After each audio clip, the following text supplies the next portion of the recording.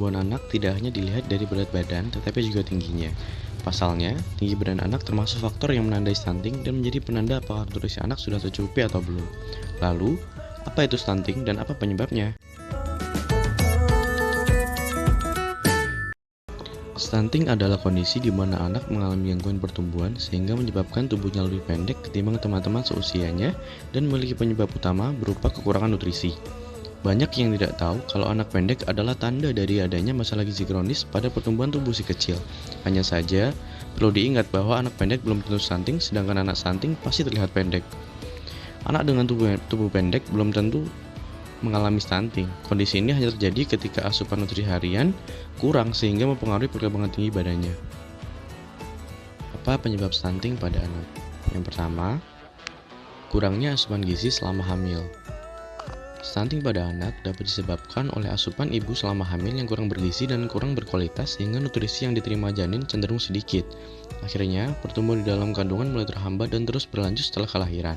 Oleh karena itu, penting untuk mencukupi berbagai nutrisi penting selama kehamilan. Kebutuhan gizi anak tidak tercukupi. Kondisi ini juga bisa terjadi akibat makanan balita saat masih di bawah usia 2 tahun yang tidak tercukupi, seperti posisi menyusui yang kurang tepat, tidak diberikan ASI eksklusif, hingga makanan pendamping ASI yang kurang berkualitas. Yang ketiga, kurangnya pengetahuan ibu mengenai gizi sebelum hamil, saat hamil, dan setelah melahirkan.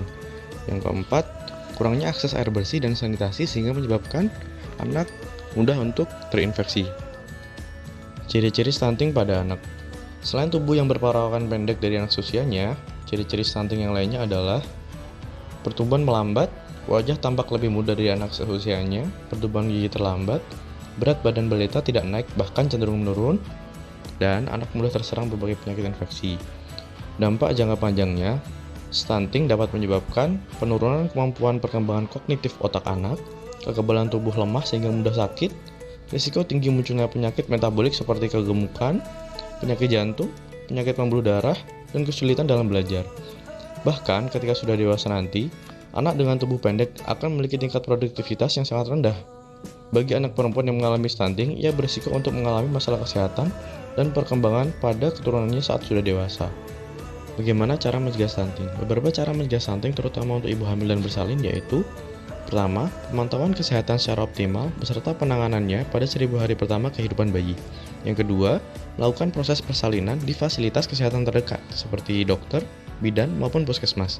Ketiga, pemberian makanan tinggi kalori, protein, serta mikronutrien untuk bayi. Dan yang terakhir, melakukan pemberian ASI eksklusif selama 6 bulan penuh.